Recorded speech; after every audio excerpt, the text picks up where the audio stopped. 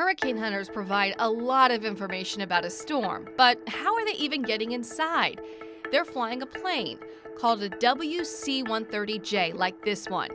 It's a modified version of the C-130 plane that you might see dropping that red stuff on a fire out west. These planes are tough. They can fly for longer periods of time and really take a beating.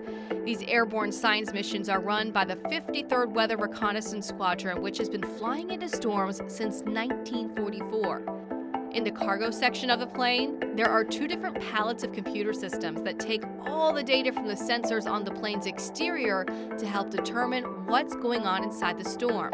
The hunters also drop these parachute-type sensors called sondes, which float through the storm, relaying information of a storm's pressure, wind speed, and direction.